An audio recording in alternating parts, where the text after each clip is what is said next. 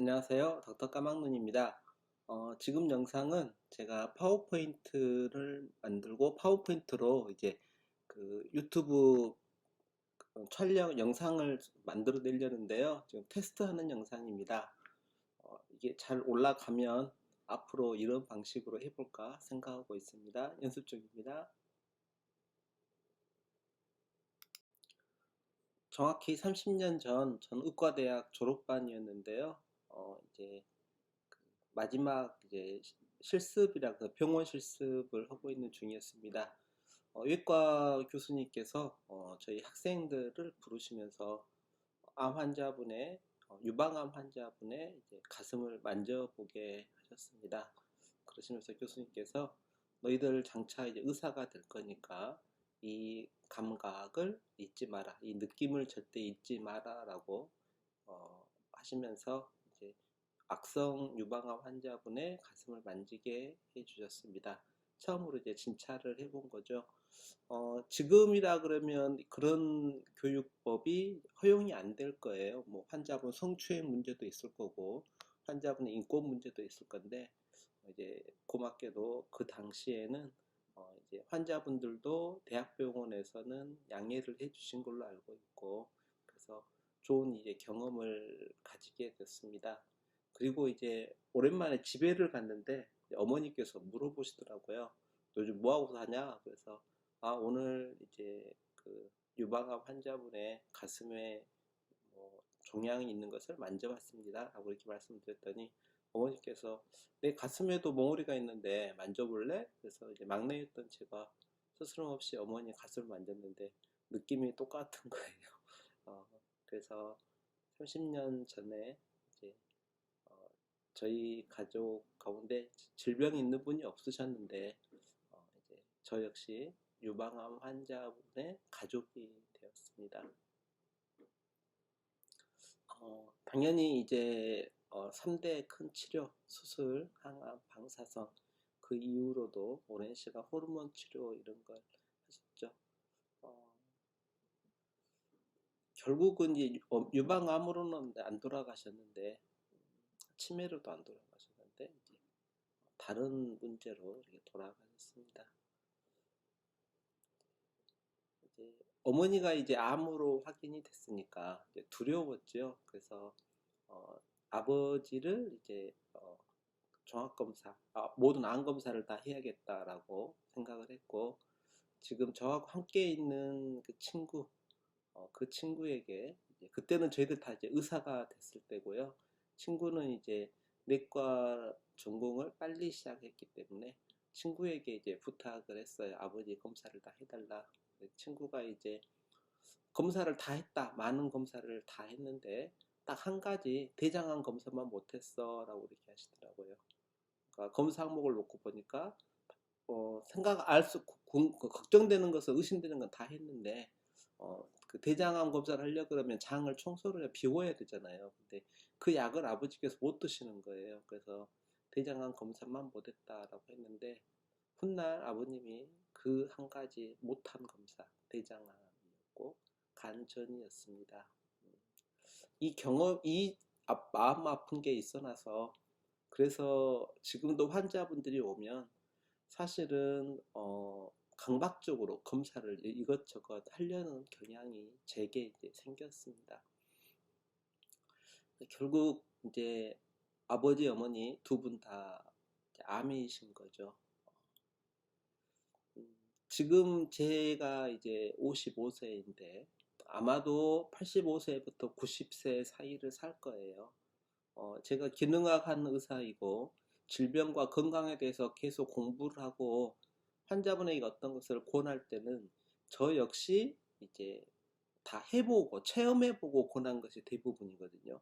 그러다 보니까 제가 건강하겠죠. 그러면 아마도 제가 90 넘게 살 가능성도 없지 않아 있는데 그러면 제가 암에 걸릴 확률이 얼마나 될 것인가 가족력이 없더라도 전체 통계를 넣고 보면 30 몇 프로가 나오거든요. 그러니까 일생 동안 암에 걸릴 확률이 30 몇 프로가 나오는데 저처럼 가족력이 있는 사람은 더 높을 거라고 생각을 합니다. 그러면 가족력이 있고 어, 확률이 높아지고 수명이 길어지니까 암세포가 이제 계속 발생한다 그러면 그때는 계속 이렇게 뭐 걱정만 하면서 살 거냐? 저는 그렇게 생각하지는 않습니다. 어머니 친화력이 짱이셨어요. 그래서 뭐 방사선 치료하면 하러 가면 줄 서가지고 유방암 환자분들 기다리실 거잖아요. 그러면 이제 어머니가 한 두세 번만 만나면 다 친해져요. 그러면 이제 다 친구 되는 거죠. 나이 뭐 불분명하고 위로 몇 살이 많든 아랫살이 몇 살이 젊던 어머니보다 젊으시던 관계없이 다 동병상련의 친구가 되시는데 나중에 이제 그분들이 물어보시는 거예요. 너는 왜 이렇게 혈색이 좋나? 같은 암인데. 어, 어머니가 혈색이 좋은 것은 중요한 치료, 수술, 항암, 방사선, 호르몬 치료 이런 치료를 하는 것 외에도 나름대로 자연치유라든가 어떤 많은 좋은 치료법들을 열심히 접목했기 때문이었습니다. 하지만 이제 그것이 어떤 경우는 너무 나중에 봤더니 뭐 효과가 별로 없었을 것도 있었고 아주 효과가 좋은 것도 없지 않아 있었죠. 이제 제게 이제 같이 근무하는 친구 외에도 아주 제가 존경하고 좋아하는 친구가 있습니다. 유튜버이고요. 닥터덕이라고 하는데 이 친구가 제게 많은 어떤 선한 영향력도 주고 또 좋은 길로 이렇게 같이 가자 이렇게 끌어도 주는데 이 친구가 저에게 기능의학이라는 학문을 권했고요. 그리고 이 친구가 한 선생님이 강연에 저를 데리고 갔어요. 거의 별로 관심 없어 하니까 사실 거의 끌고 가다시피 해줬는데요. 바로 홍수진 선생님이십니다. 제가 아는 기능의학의 최고의 대가이시고 표현을 이렇게 하면 돼요. 제가 암에 걸렸다. 혹은 제가 중병에 걸렸다. 그러면 제 생명을 누구한테 맡길 거냐? 홍수진 선생님한테 맡길 거예요. 물론 그리고 제가 몇 명의 췌장암 환자를 진료를 했습니다. 일반적인 췌장암 환자분의 수명과 생존하는 그것을 놓고 보면 제 치료법 역시 무척 좋았어요. 그런데 홍수진 선생님이 치료한 그 결과하고 딱 비교해 보니까요. 제가 부족한 걸 많이 느꼈죠. 그래서 저는 암에 걸렸다 하면 이분에게 이제 생명을 맡겨야겠다라고 생각하고 있었는데, 더군다나 이제 췌장암 같은 경우는 이분의 어떤 그 데이터, 치료 성과를 따라갈 의사가 적어도 대한민국에는 거의 없지 않을까 이렇게 생각을 하고 있습니다. 근데 안타깝게도 이제 이 어르신께서는 현직에 지금 안 계셔요. 그래서 사실 이분이 현직에 계신다 그러면 제게 오신 암 환자보다 다 이분에게 보내버릴 거예요. 더 뛰어난 의사가 있는데 왜 제가 진료하냐 이렇게 생각할 수 있는데 현직에 안 계시기 때문에 지금 어쩔 수 없이 좀 진료하고 있다고 생각합니다. 어머니에게 했던 치료법 중에 많은 것들이 그 당시에는 정립이 안 돼 있었는데 시간이 지나니까 이제 정립이 됐어요. 그런데 아주 한 권의 책으로 이렇게 나왔더라고요. 이게 또 번역까지 돼가지고 나왔어요. 올해 나온 아주 따끈따끈한 책인데요. 자연요법을 그, 요약해 놓은 그런 책이었고 나중에 제가 이 책을 정리해보고 읽어봤을 때, 어머니가 왜 컨디션이 좋고 혈색이 좋았는가. 여기에서 좋다는 것들을 사실 우연찮게 많이 따라서 했는데, 여기서 보니까 효과 있는 것들을 많이 했구나라고 생각하시면 됩니다. 여기서 자연요법이 있다고 지금 말씀드리는 거고요. 자연요법이 도움을 많이 주는 치료법이다. 저는 이렇게 생각하고 있습니다. 이제 홍수진 선생님한테 배울 때 암은 대사질환이다라고 이렇게 배웠고요. 암을 굶겨봐야겠다라는 이런 어떤 아이디어를 가지고 환자분을 치료한 어떤 그런 집단이 그룹이 있구나라고 이제 알게 됐는데 나중에 이 책이 암을 굶기는 치료법이라는 번역서가 이렇게 나왔습니다. 옹기니가 홍수진 선생님이시에요. 사실 이제 이 책이 원서로 영어로 이렇게 된 책으로 있을 때 제가 아내에게 이렇게 말했어요. 한 3천 정도 쓰고 싶다. 아내가 지금 병원 집에 있는 돈이 이거밖에 없는데 다 쓸 거 뭐 할 거냐고 물어보더라고요. 외국에 있는 책 한 권에 판권을 사가지고 내가 번역해가지고 전국에다가 좀 뿌려서 돌리면 평생 동안 한 권의 책을 이렇게 좋은 양서를 권하는 나의 어떤 어, 그 의무 혹은 나의 어떤 그 업적 뭐 그런 게 될 것 같다라고 얘기를 했고요. 암 환자분들에게 꼭 필요한 책이다라고 판단이 된다. 네. 그래서 이제 아내한테 비용을 얻어서 그러니까 이제 그 책을 번역하고 전국에다 뿌려야 되는데 출판을 해야 되는데 이런 책들이 안 팔리거든요. 그래서 이제 어, 개인 돈을 좀 쓰고 싶다. 집에 아내한테 이제 그 아내 가진 돈을 좀 달라고 요구했는데요. 그렇게 하고 나서 이제 한 챕터 한 두세 개 번역을 했어요. 어려운 파트를 못하는 영어로 막 번역해가지고 이제 그 다음에 홍 선생님을 딱 만나가지고 제가 이렇게 하고 있습니다 라고 말씀드렸더니 홍 선생님께서 안 된대요. 이미 한 달 전에 판권을 다 홍 선생님이 구입하셨고 이미 번역은 한 90% 정도 번역이 돼 있다라고 얘기하시더라고요. 그래서 저야 수고도 아꼈고요. 그 비용도 이렇게 아꼈습니다. 그래서 그냥 나온 책이 아니라 보이지 않는 어떤 노고가 숨어 있는 책이다 이렇게 이해해 주시면 됩니다.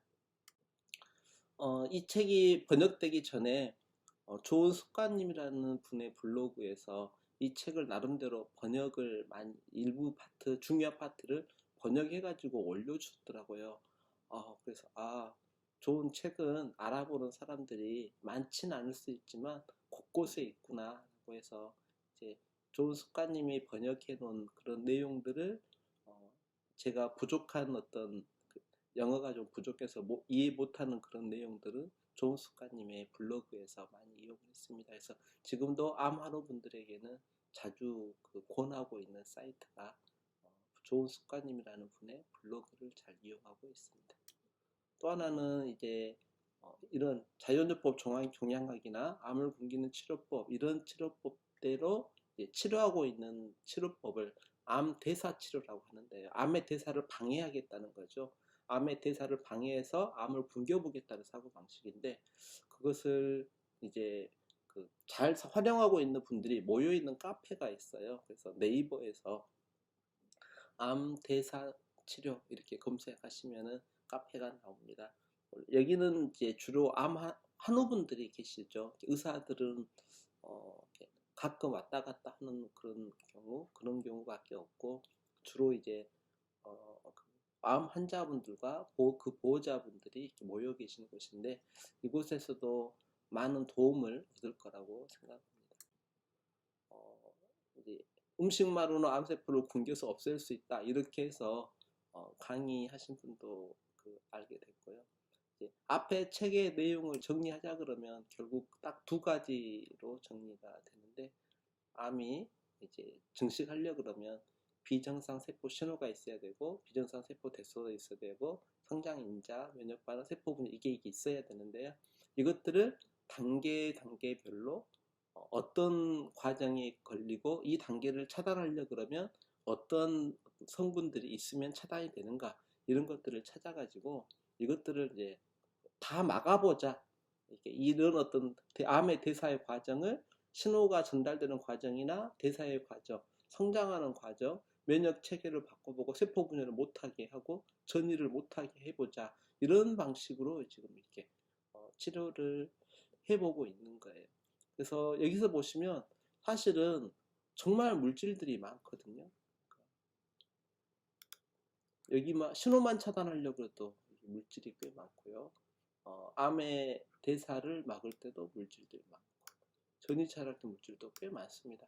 그럼 결국은 하나의 물질로는 이거 안 된다는 거거든요. 그래서 몇 년 전에 펜벤다졸이라는 기생충 약 하나 가지고 암을 치료해보겠다라는 광풍이 불었고 그 바람이 막 불고 있을 때 제게 문의하신 분들이 꽤 많으셔서 제가 그랬어요. 한 가지 갖고 절대 안 된다.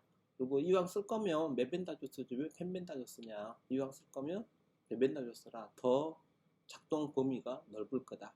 그래서 욕 많이 먹었는데 아니나 다를까 몇 개월 지나자 폭풍이 있습니다. 하지만 이 내용만 딱 그 요약본만 가지고 한다 그러면 안 됩니다. 뭐냐면 그 책을 읽어보면서 본인이 느낌을 받아야 돼요. 그러니까 아무리 의사가 막 공부해가지고 주치의가 공부해가지고 가족이 공부해가지고 막 이렇게 권해드린 것보다는요, 본인이 이해를 하셔야 돼요.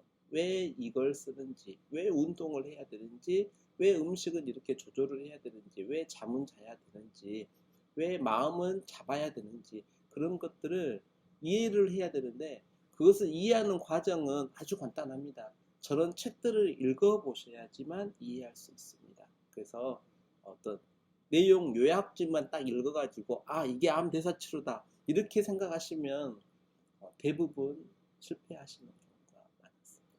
본인이 직접 하시던 가장 가까운 가족이 책을 읽고 환우분에게 설명을 해준다든가 이런 과정이 있어야 되고요. 적어도 이제 제가 지금 찍고 있는 이런 영상 같은 경우도 좀 이렇게 봐주셔야 본인이 좀 깨달으셔야 된다고 생각하고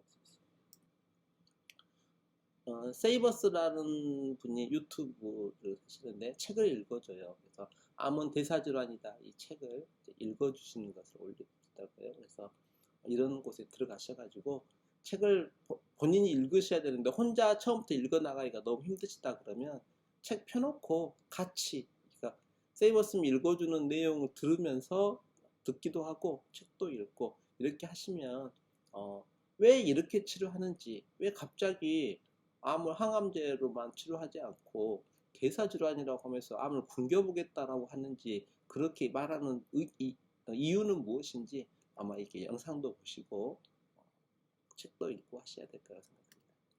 또 하나 권해드렸던 책은 이제 암을 이기는 식단들이라는 책인데요. 이런 책도 한 번쯤은 읽어보시면 좋겠고요.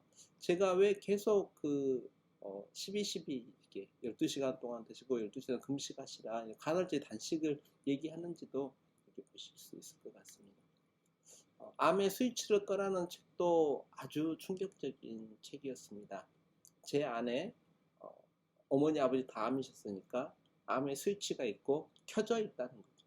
근데 이 스위치를 끌 수도 있다는 거예요. 스위치가 있으니까 스위치를 켤 수도 있고 끌 수도 있고, 뭐 어떻게 하면 켜지느냐, 어떤 바꿔 말하면 스위치가 있는데 어떤 사람은 많이 있고 어떤 사람은 조금 있겠죠. 유전적인 성향이 있을 수 있으니까. 그런데 암이 스위치를 켜는 어떤 임계점이 있을 거예요. 그러니까 예를 들어서 잠 못 자고 몸에 나쁜 음식 먹고 암을 유발하는 많은 어떤 독성 물질들이 몸에 들어오고 막 이렇게 해서 들어오는 어떤 상황이 벌어지다가 어떤 임계점에 딱 도달하면 그때서야 이제 암이 드러나는 거거든요. 그러면 이 스위치를 끄면 암세포가 잠잠해지겠죠. 이 스위치를 끄면은 다 낫냐? 이것도 임계점이 있어요. 한번 스위치에 불이 들어와서 암세포가 증식하기 시작하면 이 증식할 때까지는 어떤 임계점에 또 넘어가지고 증식한 거거든요. 그러니까 멈춰있는 자동차를 뒤에서 막 밀면 처음에는 안 밀리다가 힘이 어느 임계점을 넘어가면 자동차가 밀리죠. 밀려서 가고 있는 것이 암이 발생한 거라 그러면 이 자동차를 멈추려 그러면 다시 앞에서 막아야 되는데 막을 때도 임계점이 있어요. 그래서 사실은 무척 어려워요. 하지만 한 가지 분명한 것은 암의 스위치가 있고 이 스위치를 켤 수도 있고 끌 수도 있다. 그걸 이해하시면 돼요. 그래서 한 번쯤 이런 책도 읽어보시면 돼요.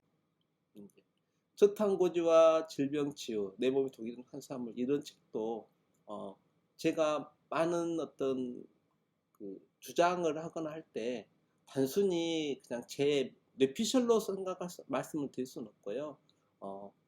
논문들을, 가장 기본적인 페이퍼를 보죠. 논문들을 봐요. 그리고 이 논문들이 실제적으로 드러난 사례들을 찾아야 되고, 그런 사례들을 가지고 쓴 책들도 읽어야 되고, 세 가지가 다 있어야 돼요. 여기에 제가 직접 해보고 어떤 성과를 봐가지고 좋은 성과가 있는 분들을 인터뷰해가지고 이렇게 기적적으로 좋아졌어요, 이렇게 얘기를 해야 되거든요. 그래서 탄수화물을 왜 못 먹게 하는지, 탄수화물을 제한하는 이유가 무엇인지 제가 아무리 설명을 드려도 인식이 안 되면, 본인이 깨닫지 않으면 그게 안 되거든요. 그러니까 이런 책들이나 책을 못 읽으시겠다 그러면 책 있는 세이버스 이게 들어가셔가지고 여기에 올려주신, 이미 읽어주신 것을 들으세요. 대사치료 암을 굶겨주기다. 물론 케톤 시기에 대해서는 저도 이견은 조금 있고요. 많은 이견이 있을 줄 아는데, 하지만 탄수화물을 줄여야 된다는 것에 대해서는 지금 기능학 하시는 선생님들은 대부분 다 공감하리라고 생각해서요. 이런 책도 한번. 하지만 제일 중요한 책은 여전히 암을 굶기는 치료법이라 이 책이고요. 저 역시 그 책을 번역하고 싶다라고 얘기했을 때는 사실 암치료 의료계에 작은 혁명을 꿈꾼 거였어요. 그래서 이런 치료법으로 치료되는 환자분들이 많아지면 그 가족도 많이 인식하게 되고, 그렇게 되다 그러면 언젠가 이런 치료법이 주류의학에서 하고 있는 치료법이 되지 않을까. 그래서 그런 혁명을 제가 꿈꾼 거였는데요. 제일 중요한 책 중에 하나라고 생각합니다. 이제 이런 어떤 유튜버들이 다 이미 만들어 놨어요. 그래서 이런 책에서 사용하는 약물들, 오프라벨이라고 하거든요. 그러니까 라벨은 허가사항을 말하고요. 허가 외의 약물들을 사용해서 치료하는 이런 치료법 다 이쪽 맥락에 있는 치료법이거든요. 그래서 들어가서 봐보시면 돼요. 제 친구가 암 대사 치료 어떻게 하는지, 식단 관리 어떻게 하는지, 상담 어떻게 하는지, 이런 내용들이 유튜브에 이제 올라가 있는 거니까 한번 보시면 좋겠고요. 저 역시 암이 기적적으로 줄어든 환자분들 인터뷰를 해놓고, 저는 환자분이 어떤 식사를 했고, 어떤 마음을 먹었고, 어떤 생활을 했고, 그렇게 했더니 이렇게 좋아졌는가, 이런 것들을 인터뷰해가지고 올려놨어요. 그래서 제 유튜브도 들어와가지고 좀 봐주시면 좋겠어요. 암 치료가 잘 된 이유도 제가 인터뷰에서 올려놨고요. 친구는 식단, 대사치료, 면역관리, 암 환자 기본 상담도 올려놨고요. 암 환자분들이 많은 먹거리가 없다라고 얘기하시는데, 저는 많은 어떤 사이트가 있어요. 그래서 이런 사이트 하나씩 골라가지고요. 암 환자분들에게 이렇게, 암 환자분 도대체 뭘 먹어요? 선생님은 뭐 먹어요? 제가 먹는 점심 해독 주스 이렇게 만들어서 올려드린 건데요. 이 해독 주스는 암 환자분에게 권한 건 아니에요. 하지만 이제 일반적으로 암의 가족력이 있거나 하신 분들에게는 이런 쪽으로 써야겠다. 그러면 지금 여기만 지금 보고 있는데, 여기 암 신호 차단하는데 메폴민 들어가고 있어요. 암 신호 차단하는데도 메폴민 들어가고 있죠. 그러니까 메폴민을 쓰면은 이런 굶기는 신호에만 효과가 있는 게 아니라 신호에도 차단하는 효과가 있고, 그래서 한 가지 성분이 하나로만 작용한 게 아니라 여러 가지로 작용한다. 바꿔 말하면, 하지만 여러 가지가 병합돼 가지고 작용할 수밖에 없다. 그래서 많은 어떤 치료법을 병합할수록, 이론적인 근거가 있는 치료법들을 병합하고 다양하게 접근할수록 치료 경과는 좋다, 이렇게 생각하시면 돼요. 암 치료에 5가지 중요한 축이 있다고 저는 생각하는데, 첫 번째 식이와 생활습관, 두 번째 운동, 세 번째는 암 대사와 신호를 차단하는 약물들, 네 번째는 보조제, 다섯 번째는 마음 잡기.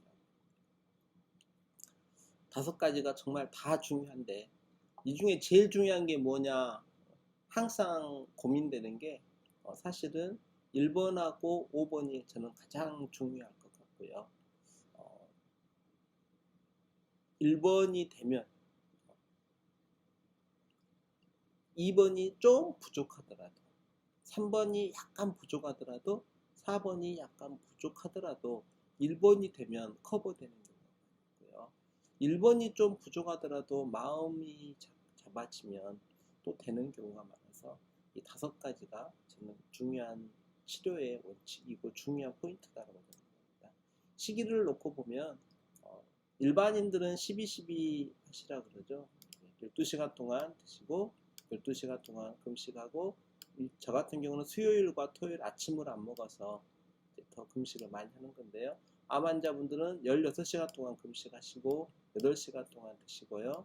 이틀은 똑같이 비타민C 주사 맞거나 하실 때는 고용량 주사 맞을 때 금식하고 항암으로 가실 때 금식하고 하시면 좋고요. 마이너스 3은 자기 전에 3시간 전에는 절대 음식을 드시지 마세요. 야식 드시지 마세요. 이런 겁니다. 두 번째는 풀을 드셔야 돼요. 소가 되십시오라고 이렇게 강조 많이 하는데요. 밥 대신에 풀 드셔야 되고 무지개색, 빨주노초 파남보, 쓴나물, 버섯, 현미는 하루에 작은 한 공기 가지고 이것을 3번으로 나눠서 드신다. 혹은 2번 드신다 그러면 2번으로 나눠 드신다. 그래서 현미는 어쩔 수 없는 어떤 상황이다라고 이렇게 생각합니다. 동물성 지방 대신에 식물성 오일 드십시오. 들기름, 들깨, 코코넛 오일, MCT 오일 드시면 좋을 것 같고요. 올리브 오일은 지금까지 치료하면서 대부분 결과가 좋았는데 최근에 나온 논문들 중에 이제 안에 있는 파미르산 안에가 좀 들어있는데 이게 한 10% 미만으로 들어있을 거예요. 근데 이것에 대해서 이제 안 좋을 거라는 어떤 주장들이 있어놔서 그래서 올리브는 좀 이견이 있을 수 있지만 저는 부족한 것, 에너지가 부족하게 되죠. 그래서 그것들을 보충할 때는 이런 식물성 오일을 써야 된다라고 주장하고 있습니다. 단백질은 하루에 60kg면 60g 미만으로 드시면 된다. 드실 수 있는 게 몇 가지가 있겠죠. 드시면 안 되는 거 있어요. 육고기, 빨간 고기 드시면 안 되고요. 밀가루 절대 안 되고요. 첨가물, MSG, 아스파탐 들어가면 암세포가 열심히 자랄 거예요. 암 스위치가 꺼져가던 스위치가 다시 다 켜질 거라고 생각하시면 돼요. 가공식품 절대 금지고요. 오뎅, 돈가스, 호박, 고구마, 감자, 과일도 하루에 50g 미만 드시고요. 절대 튀김 음식 드시면 안 되고요. 오메가6 대신에 오메가3로 가셔야 됩니다. 오메가3 가시면 지금까지 좋은 결과는 한 건도 못 봤어요. 그럼 도대체 뭘 먹으라고? 올리브가 말이 논란이 되기 전에는 사실 제가 감바스 드시라고 했는데 올리브가 논란이 되고 나서는 좀 고민스럽습니다. 하지만 샐러드는 정말로 열심히 드셔야 됩니다. 탄수화물, 밥을 못 먹잖아요. 그럼 그 빈 공간, 탄수화물을 섭취하는 그 섭취를 못하는 그 갭, 뭘로 채워야 되냐? 결국 샐러드로 채워야 됩니다. 그래서 소가 되십시오라고 얘기를 하는 거고요. 나물 반찬, 쓴나물 다 드셔야 되고요. 채소, 풀. 이렇게밖에 표현 못합니다. 일주일에 20여 종 이상을 계속 부지런히 드셔야 됩니다. 빨주노초 파남보 무지개 색으로 맞춰 드시면 좋고요. 유기농 드셔야 되고요. 계속 사과 먹어도 되냐 물어보신 분들이 많으신데 껍질째 먹을 수 있는 사과, 그래서 어떻게든지 저농약 아니면 무농약 사과 찾으셔야 되는데 저도 찾기가 쉽지 않았어요. 그래서 오늘 강의 다 잊으셔도 돼요. 하지만 이것만 기억하시면 돼요. 다 잊으셨더라도 어떻게든지 이걸 만드시면 된다. 운동도 열심히 하셔야죠. 그래서 자전거도 타셔야 되고요. 10,000보 이상 걸으셔야 되고요. 미세먼지 많으면 어떻게 해요? 복식호흡이라도 하셔야 되고요. 반신욕이라도 하셔야 되고. 암의 대사를 방해하는 약물들이 이렇게 있어요. 그러니까 이제 기능의학 하는 병원을 간다든가 그러면 이상한 부스러기 약 같은 것도 주고, 염증도 없는데 항생제 주고, 당뇨 없는데 당뇨약도 주고, 뭐 뇌혈액순환제라고 머리면 막 두통이 있고 이런 약물도 주고, 콜레스테롤 정상인데 스타틴이라는 콜레스테롤 저하제도 주고요, 아스피린도 주고요, 진통제, 통증도 많이 없는 분들한테도 진통제를 주고요, 기내식 약도 주고요, 제산제도 주고, 어떤 경우는 말라리아 걸리지도 않았는데 말라리아 약을 드리기도 합니다. 왜냐하면 이런 약물들의 조합이 암의 대사를 막기 때문에. 녹차도 드시라고 하고, 강황, 커큐민, 베리베닌 같은 천연 항생제, 우르솔산, 독소 제거하자라고 막 이렇게 합니다. 왜냐하면 얘들이 암 대사를 방해하는, 암이 먹고 살기가 힘들게 만드는, 결국 저희에게 이로운 물질들이기 때문에. 제일 중요한 것 중 하나가 마음을 잡는 거죠. 그래서 항암제 쓰거나 이런 약물 쓸 때 다 부작용 없진 않아요. 부작용 없으면 치료 효과도 없을 거잖아요. 그래서 나도 힘들고 너도 힘들고 하지만 네가 더 힘들지, 이렇게 이제 간다라고 생각하시면 됩니다. 생존율이 몇 %입니다. 몇 %인데요. 작더라도 그 안에 들어가신 분들은 그럼 누가 그 안에 들어갔겠어요? 예를 들어서 어떤 암의 생존율이 10%가 안 돼요. 이러고 낙심해가지고 오셔가지고 10%도 안 되니까 그냥 다 포기할래요. 이렇게 하시더라고요. 그래서 제가 그랬어요. 10%는 살았잖아요. 그 10% 안에 들어가면 안 돼요. 이렇게 얘기했습니다. 마음 잡으셔야 됩니다. 뇌가 바보예요. 왜냐면 암 대사 치료하다가 힘들 때 힘들어 죽겠네. 내가 이 치료해야 돼. 그냥 포기할까 할 때 아니야. 나 이렇게 힘든데 암세포는 얼마나 힘들겠어. 이렇게 생각하시면 되고요. 항암 치료를 받으시던 뭐 고용량 비타민C 주사를 맞으시던 그냥 멍하니 맞고 계시 마시고 얘가 내 몸속에 들어오면 암세포가 힘을 잃고 말라서 죽어가는구나. 이렇게 계속 생각을 하셔야 돼요. 암과의 대화를 하셔야 돼요. 그리고 내 몸과도 대화를 하시는 거예요. 그러면 뇌는 정말 바보스러워서 그것을 착각을 해요. 그래서 암세포를 죽일 수 있는 물질들을 더 많이 만들어내요. 그래서 마음 잡는 것은 뇌가 약간 바보스러운 것을 이용하는 거라고 생각합니다. 더 열공하고 싶으시다. 그러면 제가 존경하는 홍수인 선생님께서 암 치료와 이런 것들을 이미 유튜브에다가 다 올려놓으셨어요. 그래서 홍수진 유튜브에서 홍수진 의사 딱 치면은 홍수 선생님이 강연하시는 강연 유튜브들이 엄청 많아요. 물론 뭐 1시간씩 2시간씩 되는데 이게 막 5, 6개 막 이렇게 되니까 힘드실 수 있지만 지금 생명이 걸린 문제잖아요. 그래서 공부를 더 하고 싶으시다 그러면 홍수진 선생님의 유튜브 찾아가지고 공부하시면 돼요. 암 환자분들에게 암 환자분들 도대체 뭘 먹을까요? 그래서 제가 가끔 제 식사를 이렇게 보여줘요. 보여드리면서 뭐가 빠졌죠? 라고 이렇게 물어봅니다. 잘 생각해 보시면 밥 없잖아요. 지금 탄수화물 없죠. 저희 하루의 식사법, 제 유튜브 들어오시면 제가 먹는 그 하루의 식사법 따라 있죠. 거기서 시간 꼭 따라서 하세요. 뭘 먹느냐 중요한 게 아니라 어떤 개념으로 뭘 피하고 어떤 시간에 먹느냐. 계속 공부하시려고 그러면 네이버에 오타 나왔네. 죄송합니다. 암 대사 카페 검색하셔가지고 들어가시고 바른습관님의 블로그, 친구인 유튜브 닥터덕, 그리고 각 함께 하고 있는 내과 의사 사이먼 유튜브, 책은 암은 대사 질환이다, 자연치유 종양학, 제 지금 화면 뒤에 있는 암 굶겨 죽이는 이런 책들, 그리고 홍수인 선생님 강연 유튜브 이런 것들을 공부를 좀 더 하시면 이론적인 베이스가 있으면요 치료할 때 마음이 잡혀요. 그리고 어떤 치료하다가 한게 부딪히거나 문제점이 있을 때 이미 그 안에 다 설명이 돼 있거든요. 그래서 생각이 달라지는 거예요. 어떤 분들은 병원에서 고주파 온열치료 권유 받았는데 효과 있어요. 산소치료, 면역주사 뭐 이런 것들. 저는 하실 수 있는 치료는 다 하시라. 왜냐하면 하실 수 있는 것을 많이 병합해서 하신 분들이 효과가 좋았고 기적적으로 호전되셨기 때문에 이렇게 말씀을 드립니다.